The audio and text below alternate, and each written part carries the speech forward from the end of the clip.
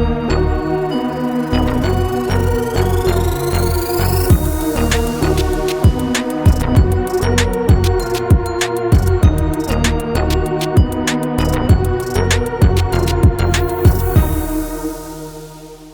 what's up, everybody? Welcome back to Voices from the Mausoleum. In today's episode, I am joined by Brandon from Rotten Rentals. And if you guys remember, I did an unboxing of my first couple of tapes that I got, or my tape boxes that I got from Rotten Rentals, I think like January, February, beginning of this year. I'll link that in the cloud so you can go back and watch it if you haven't seen it.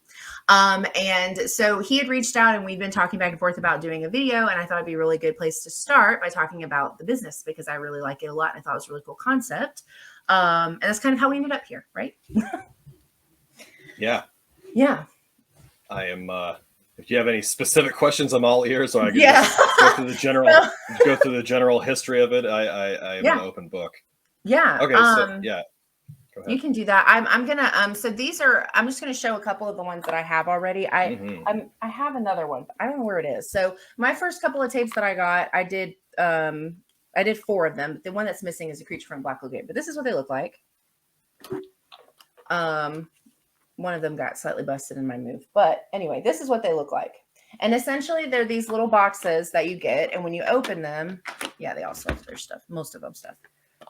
They have these really cool, I mean, all kinds of different stuff, right? Like I have trading cards, zombie tarot cards, stickers, little just trinket type things. And as far as I've done a couple of subscription box type things that are, monthly subscriptions that you get, but I actually thought that not only was the concept really cool, but all the little things that were in them were really neat as well. So I was like, I give like, I forget the one that I don't like. I think it's like Bambox or something like that. It's like $30 a month, and it's very like not so great stuff. So this is also, if you watch my Found Footage Friday series, that's where I got my VHS shirt from. Yeah. So I'm a fan of Rotten Rentals. So yeah, let's I just want to know a little bit about like how this came to be, what you got, like where this came from, and how it came to be. So if we're being candidly honest, we did not actually come up with the business, my girlfriend and I. So but I had moved to Kansas City, and she eventually came on and joined me in Kansas City. But we love horror movies and such, and I had just went to a convention maybe like a couple hours away from where we lived. I went to a convention, and there were some people there that were younger people, and they had talked about working for a business and buying the business from the previous owner and what they were doing to change it and make it new. I was like, oh man, that's probably more my wheelhouse, is owning my own business instead of working for somebody. But yeah, we went back home. I didn't think twice about it, and then somebody in our local community who we had interacted with very loosely because he had put on horror movie festivals and stuff, mentioned on his page that he was selling his business, and you could just see a flood of so many people in the local area like, oh my god, we love Rotten Rentals, why is this going away, we wish this could stay, blah blah blah. And I was like, oh my god, there's clearly something here. And I turned to my partner Elizabeth and I said, should we just buy this business? And it was just kind of like it just looked like such a good business idea.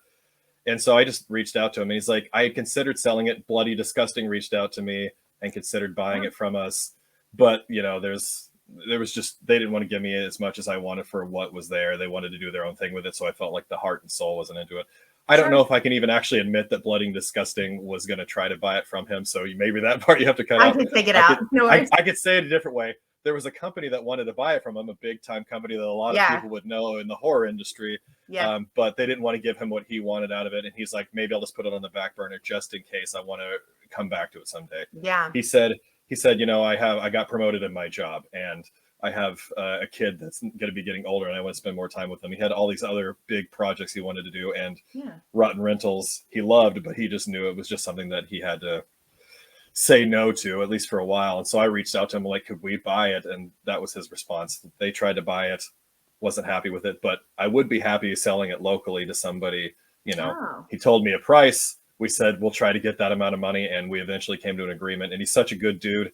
So he sold it to us. That's awesome. And ever since then, we've made sure that we've kept the heart and soul of it. We have done everything he always did, but we've tried to add more. We tried to be more prevalent on socials. We tried to introduce our own ideas and whatnot into it. We brought back the shirts that he had stopped making them because I think maybe the time and effort he put into having them made versus how much he was making from them, because he wasn't promoting them as much at the end. So we did a lot of stuff and made a lot of improvements, and I'm sure I'm glazing over a fair amount of stuff since then, but that's basically the history of it. Like, we've made sure we've made it our own, and but kept the heart and soul of it. So yeah. How long was it a business before you guys came into the picture? it started in 2012, and I think we bought it in 2018. Oh wow, 2017 or something. So yeah, we've not had it as long as he had it, I don't think. I even asked him I should come back to it because we know him, personally. I asked him at the time that we bought it, I was like, would you be okay with making a special edition cover for like the 10-year mark? And that would be now, September 2022. I should tell him, like, hey, you promised. Yeah. I have a friend from high school that I've known for so long now. I'm not even going to say how long at this point, but he had randomly messaged me and was like, hey, have you ever heard of this company? And I was like, I haven't. I was like, but what is it? Like, I'm interested, And he was like, well, and then he sent me like pictures of the ones that he has. And he was like explaining, he was like, oh, you go and you pick the ones that you want. This is the price point. And he was like, and then you get like, little like trinket type things in it. And I was like, that sounds really cool. And then I remember going to the website and being like, like I had to decide which ones I wanted to get because there's so many. So I had to pick like ones that I was like, I really want these. And I remember like, because I've had such like weird experiences with mystery box type things, I was like, well, I felt like the gimmick alone was worth the shot because I thought the concept was really cool. And I can't, and I mean, the truth is just being honest, like the price point is super appealing too, because so many times, like I said, like with Bambox specifically, Bambox knows how I feel about them at this stage. They're so expensive. And then I remember, so like Bambox's big thing is the pens that they send every month. You get these like special pens or whatever. And so the October box had this really wicked, like Halloween Michael Myers pen. And it was like missing from my box. And that was after I'd already had 2 previous boxes that I was like very unimpressed with. And so I was like, and it's for the price point to feel that way every time you get a box is so frustrating. So I felt like the price point on these was really good. And I think it's if you spend, is it like $40, you get like free shipping, I think. So it's like if you get 4 of them, right? 4 or 5. You get, I think, free you're talking about Rotten Rentals? For Rotten Rentals, yeah. Oh my gosh, I'm drawing a blank because we implemented. That was one of the newer things we added after like a year or so of owning it. I don't remember. I think I even changed it to where there's tiers. Like if you do less than, I think it's 40. If you do less than that, it's only flat $5, and if you do more than that, it's free. Something to that extent. Yeah. Which is also I brought that up because that's appealing as a consumer as well. And I feel like it also motivates you to want to get more of them because that's what I did. I'm pretty sure it's either 4 or 5, I think, that I got the free shipping. But I was like, well, I might as well because, I mean, they're only this amount of money. So I got more because of that reason. So I really like them a lot. I think they're really neat. And you guys are horror fans, both of you? Unfortunately, yes.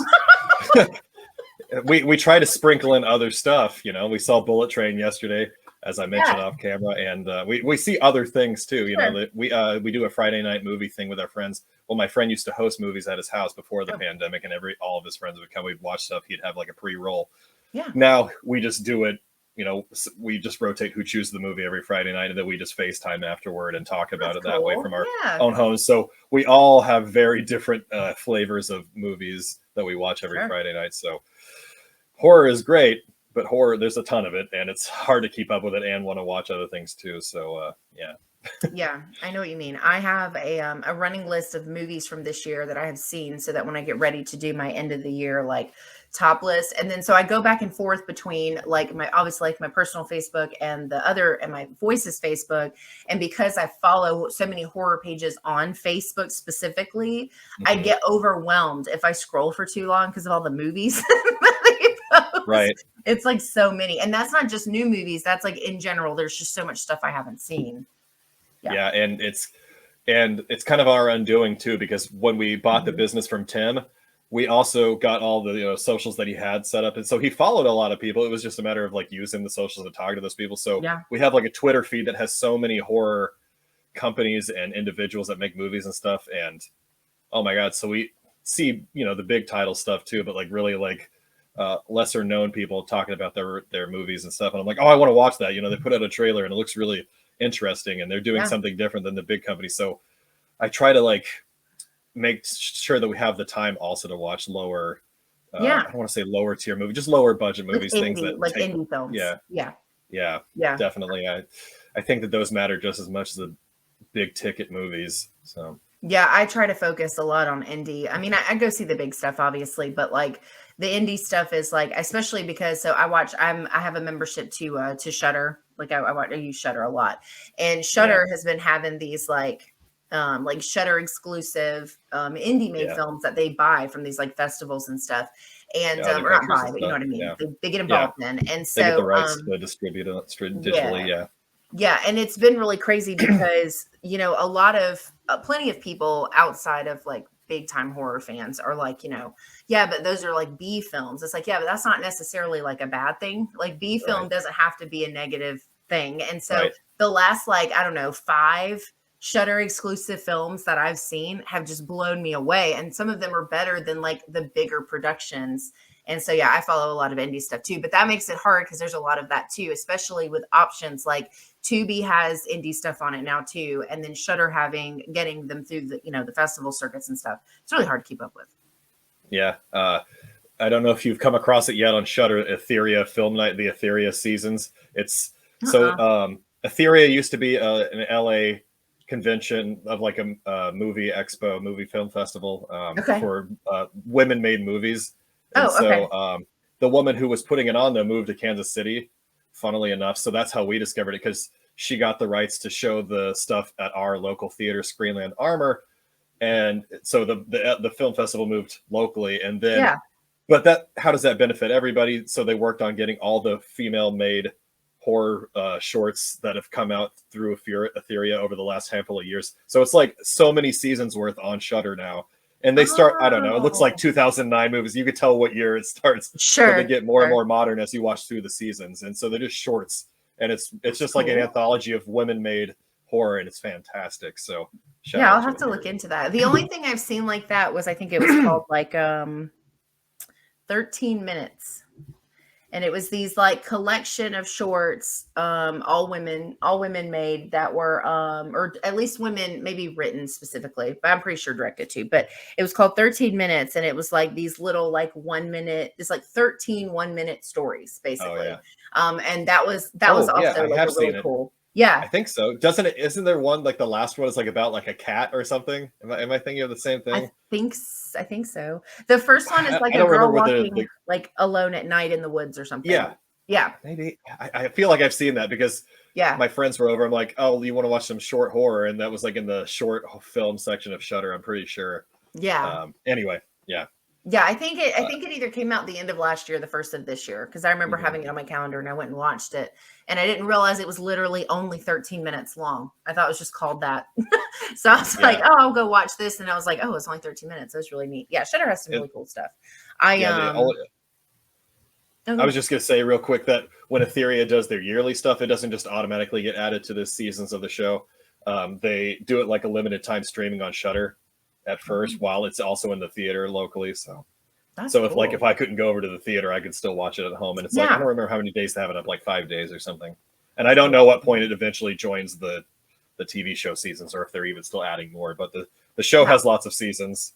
There you go. That's really cool. Etheria. Yeah. So, okay, when you took over Rotten Rentals, like, do you do all of this stuff like there? Like, how does that look? What does production look like? Like, so Tim gave us a whole bunch of like, okay. Our TikTok is bad about showing how, like, you know, TikTokers that make crafts like always show what their process is from beginning to end. We have glazed over the less appealing parts of it and showed the fun parts, of course. Yeah, but sure. The effective part of it is we source empty clamshells that are brand new manufactured from some eBay seller. They also have their own website, but it's a little bit cheaper when they buy through their eBay page. And it comes from Nebraska, but I'm pretty sure they make it like in Taiwan or something. And then we source those. The covers, I think my dog is sad. He can't come down here. I heard a little tiny, Anyway, so we source the clamshells Yeah. The covers we make ourselves. So, some of them look like they're authentic originals, but we always tweak things here and there. You'll notice a little disclaimer on our site. We're not charging for those. We didn't want to like tamper with any copyright, whatever. So we don't, that stuff's free. That's out of we just want something that looks appealing to you on the outside. The fun is for us is on the inside, of course. The stuff on the inside. Yeah. So we don't charge for the covers, especially because some of them are like new movies. Like we had like a Candyman. Yep. Whatever year was that 2021 at this point? Good grief. Yes. So for instance, we had a cover for Candyman. And so newer stuff kind of blows people away. They're like, wait, so you guys are still, we just make newer stuff, right. And we try to populate it older stuff. So we hit all groups of people. Yes. So somebody orders, let's just say they order the Candyman cover, and we have like drawers full of it, alphabetized, pre-printed. We'll pull whatever cover, cut it to the correct size. Of course, we put it in there. And then from that point we have, and I have to put it up for the beginning of the season in our new place here, but we have just like a big old multi-shelf thing. And depending on what the person ordered, because we have standard boxes, we have limited edition boxes, we have special edition boxes. So depending on what they have, we have like a literal like recipe formula on the wall of like how many they get of each thing and we kind of get to curate it because we have tons of boxes of just trading card packs and different stickers and patches and pins and all kinds of stuff. Yeah. But we still would stay within the confines of our own like rules because we want to give the person their money's worth. You mentioned that it was affordable.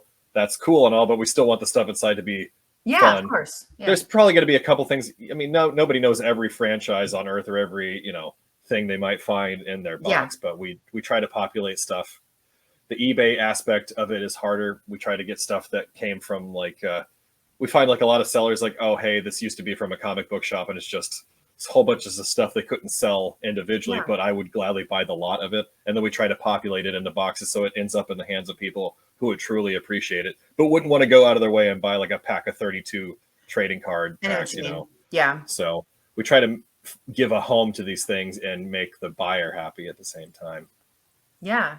I think the stuff that's in them is really cool. I like, there was, I think out of the 5 that I have, I think I only had to look up like one thing. I don't remember what it was now. I guess it's not important, but there was like one thing I was like, I don't know what this is, but to your point, it made me actually go like, look it up. I went to go see like what it was. Cause I was like, if it's in here, it's gotta be worth something. Yeah. Right. Yeah.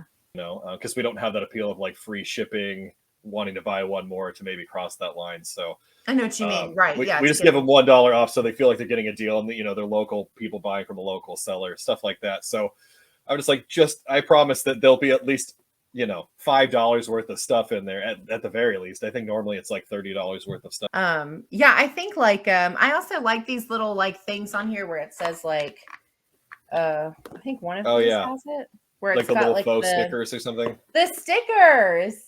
Right. Yeah. So like the ones where it looks like it's been peeled off, that one you could thank Tim for. That was a really good idea. He came up with like a lot of the sticker ideas. I've added more, anything that Tim did, we try to expand on it and have more variety because you don't want to see boxes with the same faux stickers over and over again, where we just sell the empty VHS boxes because there's some people who just want to replace their old dilapidated cardboard box, or maybe they've lost their cardboard box from a long time ago. But we just got so many requests for it at the tables. Or there was one guy who bought a box and he's like, here, I don't want the stuff inside. And he just like gave it back and like took the box. I'm like, okay. So many people kept requesting just empty boxes. I'm like, cool. Okay. So that'll probably be the next thing because we can do those a lot easier as we finish unpacking the last of the Rotten Reynolds stuff. We can easily just put a cover in them, and people order tons of those at a time because they're only like a few bucks each. Sure. And imagine getting free shipping if you buy 20 of those, so yeah. And a lot of people use them for decoration too, like horror decoration or like Halloween decor and stuff. So I think, we have regular customers and sometimes they might end up seeing the same stuff in there. We want to try to avoid, them seeing any kind of duplicate. Some things are standard to our boxes always, like the cute little spiders or roaches. Those guys are always going to be in there infesting your boxes. But aside from that, you want to see different trading card packs. You want to see different stickers and things. So I want to make sure we buy stuff maybe that I can find now that I couldn't find a year ago. So I want to really dig deep into eBay. Yeah, my toddler was a big fan of the roaches. Yeah, although they're not in the kid boxes because they could be eaten by children. So I Oh yeah. Well, he's 4, so he just saw the cases and opened them and was like, "These are really." He also likes my what's the other one? A werewolf finger. That was like another big hit with him. Oh yeah, yeah. Those are wild because we went into Michael's like the day after Halloween, and Michael's just had bags and bags and bags and bags and bags, like 50 bags of just all these different types of fingers, and they were discounted like to like 80% off, so they're like $1 a bag. I was like, I don't care how long it takes us to go through these. We're buying all of these because these are great. They fit in the boxes. They fit on adult fingers too. Yeah, so. They are great. Yeah, I have a wolf and I think a witch finger. Yeah, we have like fat like Frankenstein fingers, and they're hilarious to have one on each hand, like one on each finger on both hands. There's like almost no flexibility. We just need to make like a game out of like trying to like transport stuff across the room using just having those on your hands. Yeah. Yeah. Yeah, I don't think I got. I'm trying to think. I don't think I got duplicates of anything except. I mean, I think I got 2 roaches, but I got like 4 or 5 of these things. And in one order, it's very unlikely that you would get 2 of the same things. Yeah. So that's lucky. But again, if you buy stuff and buy stuff and buy stuff, it's hard for us to know ever what you got. In fact, once we make the boxes, generally we have no idea. Like especially like when we make a whole table's worth, and like we make when we do it that way, we make all the boxes first, and then we put the covers in. So we really have no idea what cover is what stuff inside. We're making hundreds of them, you know, fully expecting to sell out by the time the event we're at is over. So yeah. So how do you get into like events and stuff to do tables? Is it just, I mean, I guess it's just locally stuff, or how does that work? Yeah. I mean, gladly we're on a lot of like local Facebook pages for horror, horror groups and stuff. And some of them have like, they put on like, I don't know if Horror at the Drive-In is still doing it, but there's 2 drive-in events, and they always say like, hey, everybody on our Facebook page that can see this, you know, pay $20-$30 at most and just come out. They just want to have as many vendors as they can, and all they have to do is cover the rental of the you know, the drive-in section for the night. That's cool. To satisfy the owners of the drive-in. But then there's other things too, like there's big events. Crypticon didn't come this last year, but Crypticon, they charge a lot of money. It's like $350 or $375, but it's because the foot traffic is so massive, and they have like, you know, big time actors and stuff, and movie makers and props and all those things. It's like a big traveling one, and same with Oddities and Curiosities. That one travels the nation now. So those are the pricier ones, but the foot traffic is just so immense that some days we sell out in the singular day, and we have to make more at night and then bring, or we sell out of so many of the, you know, you try to bring ones that everybody is going to recognize and stuff. But then there's always some people like, oh, you don't have deep cuts, you don't have this, you don't have that. I'm like, dude, tell me what you want right now, and I'll bring it with me. Like, look at my site and tell me what you want. And when I put them on the spot, they're always like, oh, it's okay. Yeah. So I think some people just want to be like, I know this movie, you don't have that here. I'm like, bet. I'll bring it tomorrow. And then they just don't expect me to have it. One person said, oh yeah, actually bring this movie tomorrow because my friend wants it. And then she never came back for it. But so I just sold it on the table. No big deal. Yeah. Yeah. I've interacted with the edgy people of the horror society. Like they weren't mean about it, but like, yeah. You've never heard of this movie? And it's like, nope. And we're still there's no way to know everything under the sun. You know how many subgenres of horror there are, by the by? I don't, my friend, he's got walls of VHS tapes, like hundreds of probably thousands of dollars worth of VHS. Yeah. And some of them are such deep cuts. It's like football horror movies and stuff. Like, and like, I just like things I've never heard of. And when you look it up, there's only like one website that kind of mentions this movie. Like it's such obscure stuff. And I don't know where he finds these things. Yeah. And it's just wild. I mentioned that Tim also puts on a local film festival. It's called Panic Fest. It's one of the biggest horror film festivals in the country, and it has won awards and stuff. And so he has lots of submissions. And he started during the pandemic. They couldn't do the theater, so they also had streaming stuff. So they just said, okay, we're going to work with streaming company, and we're going to get all these submissions, and we're going to stream it to you, and you just have to pay money, and you just pay one ticket for your whole household. Something like that, right? Yeah. And the second year they did like a hybrid thing where, okay, we're kind of opening it back up at the theater. So the theater is going to have only movies that can't be streamed due to legal reasons. And then the people at home get movies that can be streamed, but they'll get a couple extra ones that the movie theater doesn't get. So you could either pay Okay, for yeah. only that or only streaming or a hybrid. Yeah. Year 3, he did hybrid, but he had a few empty spots. So he said, "Hey, Brandon, do you want to make some content, with your friend Elijah?" And so I went to his house. He's the one that has all the VHS tapes, and I wrote a script based around like his weird picks, and we just made some content based off of really deep cut, super subgenre shit that nobody's heard of. No one's heard of. It may be to say nobody's heard of it would be obviously rude. No, but and I know what you mean. inappropriate Yeah. and wrong. But the mass populace haven't heard of it, so we just made like a quick little, like maybe 30-minute thing, 25-minute thing. He even eventually printed it to VHS. I have some of the VHSs I'm going to make custom covers for and print them out and give it back to him. That's cool. He's made plenty of content over the years that have put on the VHS, to the point we actually found one of the local Half Price books. I don't know if you guys have Half Price books there, but they buy in movies and music and stuff like that. Yeah. And they bought in one of the things he had made and put a little VHS sticker on and everything. And it was pretty funny for him to have found one of those out in the wild. Yeah. Which means somebody bought it. They watched it probably once and then purged their VHS tapes or something. Yeah, honestly, like I used to be really about like back when like Movie Stop was still open, I was like super into having like physical media for movies and things that I really, really loved. I'm not really like that so much anymore. So I have like a ton of DVDs. Like I used to have like a spreadsheet because I moved a lot and I always wanted to make sure that I knew like where my movies were. I'd never lent them out. Like I was super weird about my DVD collection, as it were. And like now I don't even buy DVDs anymore. Yeah. It's fine. I feel like if anybody is trying to like make somebody feel bad though for like liking horror but not owning the horror, that's a really weird gatekeeping. Like, yeah, we don't. I just said I like the horror. I didn't say I like owning physical things. That's and those two things don't have to overlap. Yeah, no, and I'm guilty of saying things like, you haven't seen this, more of like I want you to see this. Like, it's like, okay, well, let's see if let me look and see if it's streaming somewhere. Cause this is something you should watch. If you like this movie or that movie, like, yeah, I don't handle gatekeeping very well. Cause I've had people like, because I have a channel completely devoted to horror. That's happened to me plenty of times. I also had someone very, very friendly, like point out to me that, the Evil Dead movie is not a remake. And it's like, but it feels like a remake and most people think it's a remake. And I feel like there's so many, reimagining, retelling. Yeah, sure. It certainly the Evil Dead game that's coming out is going to have her as one of the playable characters, which means it's in the same universe. Yep. It's just like when the Ghostbusters 2016 movie with the ladies came out and it was just called Ghostbusters in the theaters, but then there was so much backlash that when they released it physically, they gave it like a sub name and just said it wasn't canon anymore. Yeah, Answer the Call. I'm like, okay, I enjoyed them. I'm going to look dead in the camera and say this.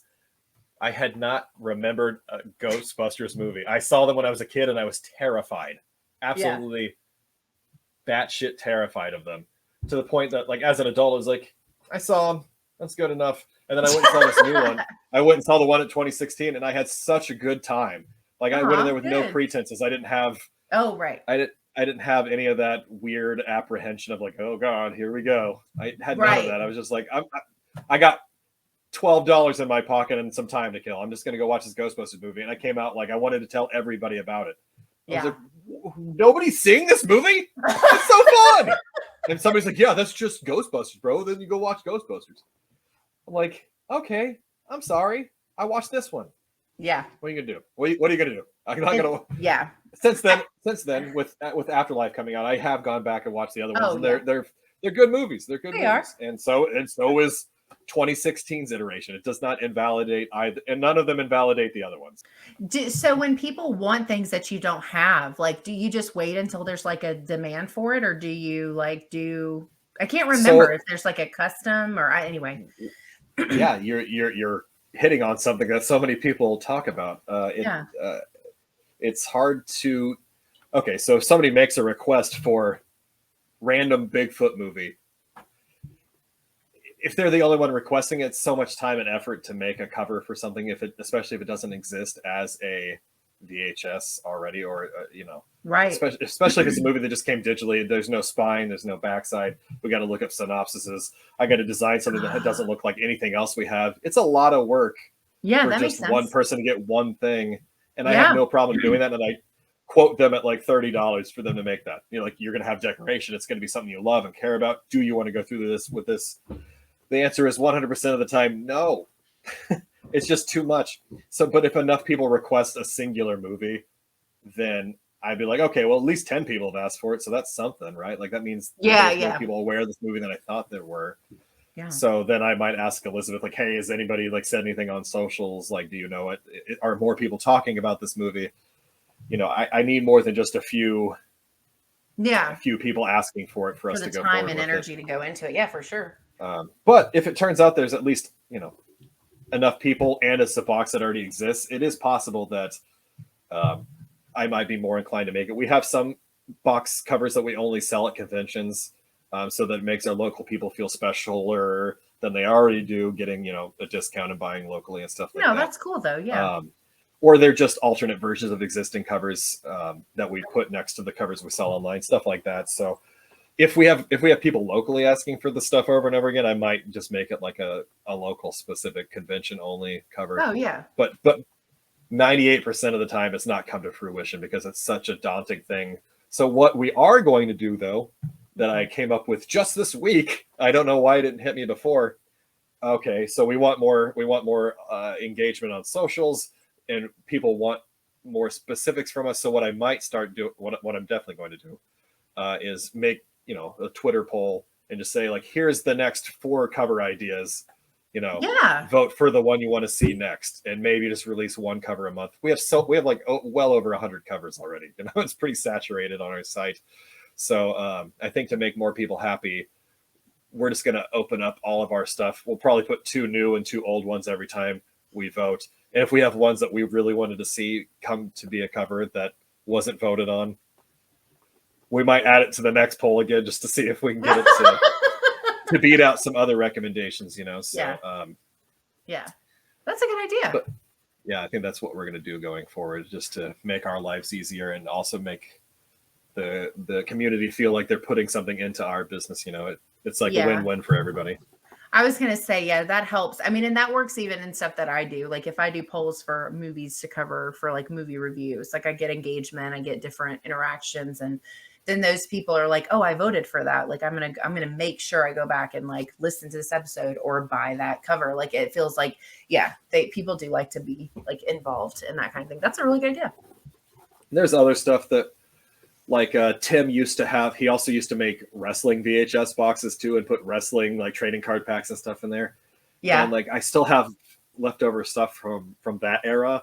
That's the only thing we didn't maintain because we wanted to be strictly horror. And I don't quite know, but like once a month, somebody would be like, oh, can I get this wrestling pack? Or you guys don't have that anymore. I saw like an old tweet about it. We haven't brought it back.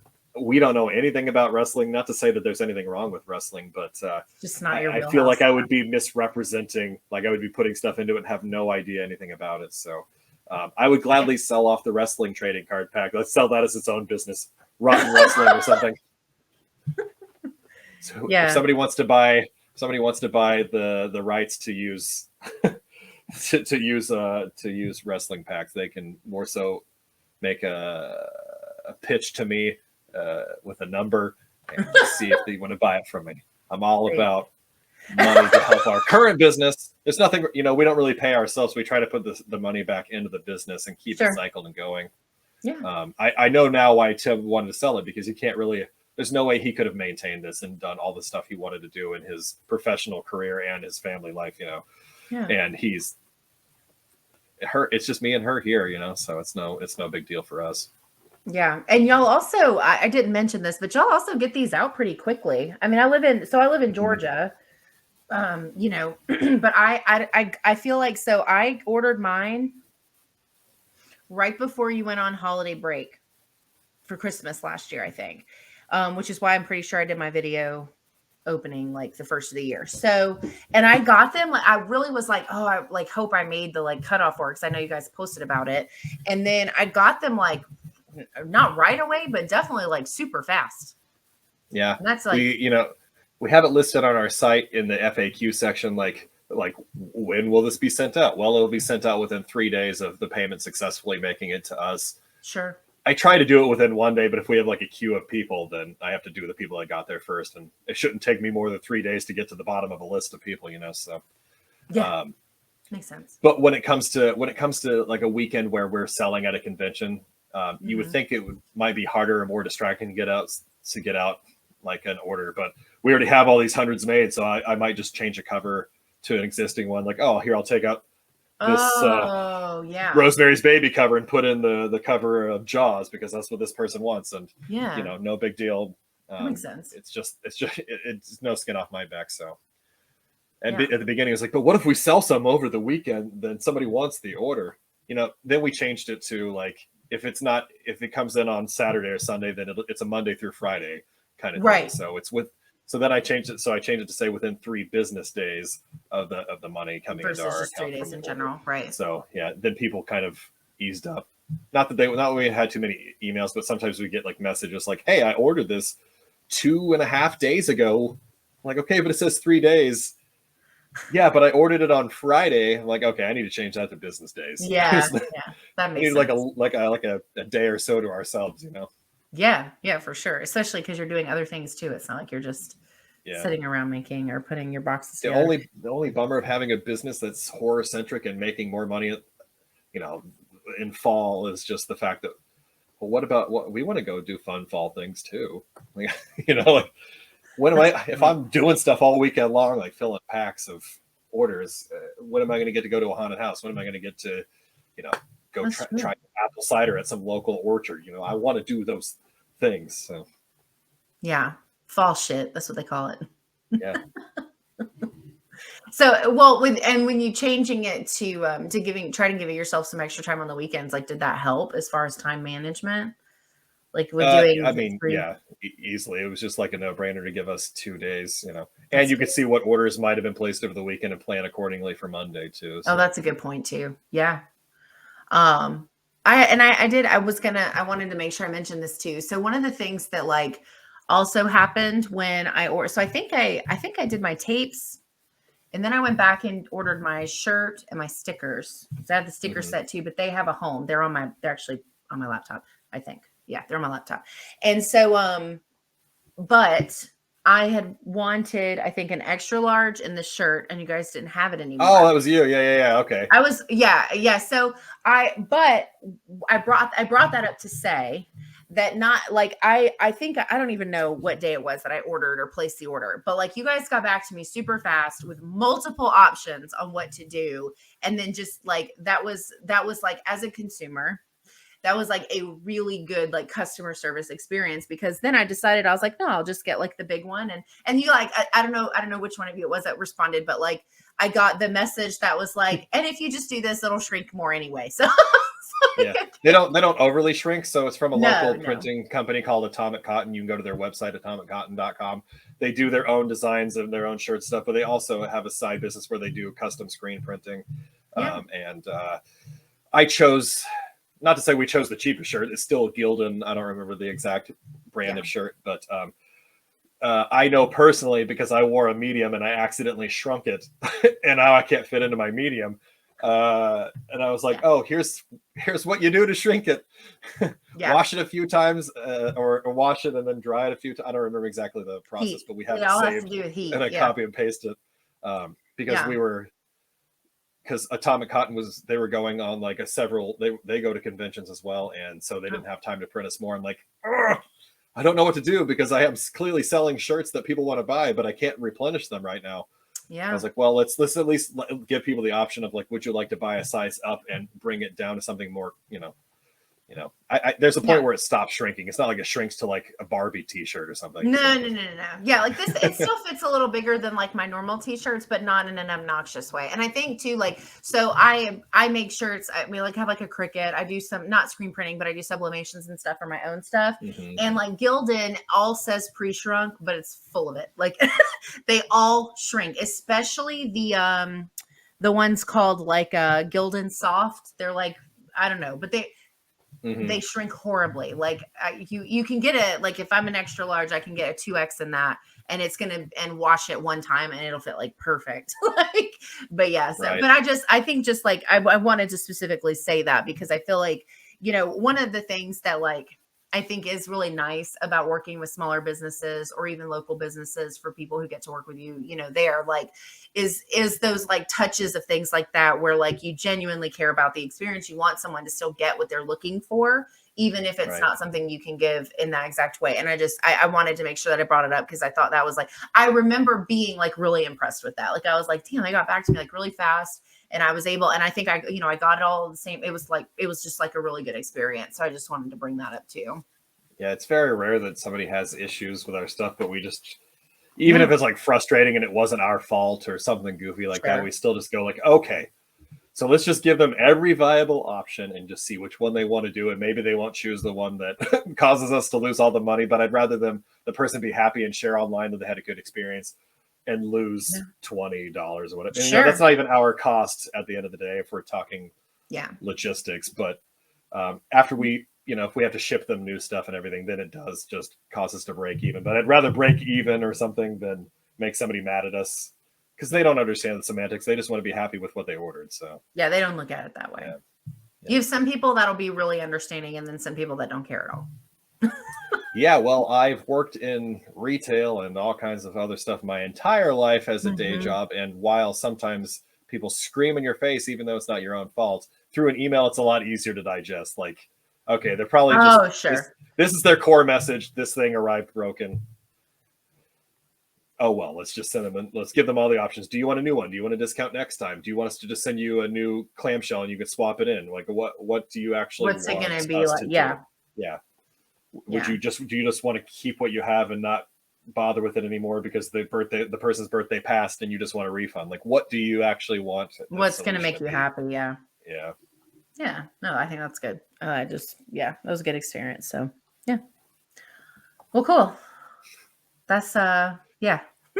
I think the business idea is really cute. I really like it a lot. I said I just think and I'll have more, and eventually like I said, I'm still like unpacking and stuff. I shouldn't be, but I am. And I plan on putting all of mine on shelves and probably getting more that were like, because I got my list down to 10. I'm not exaggerating. I got down to 10 and I was like, you have to pick 4. And I was like, so you can buy empties now. You can buy empties. That's you don't have true. to buy ones with stuff inside. Yeah, and I probably will, but because I think like there were just so many that I really loved, and I was like, I'm gonna put them up and they'll be really cool. So Cool.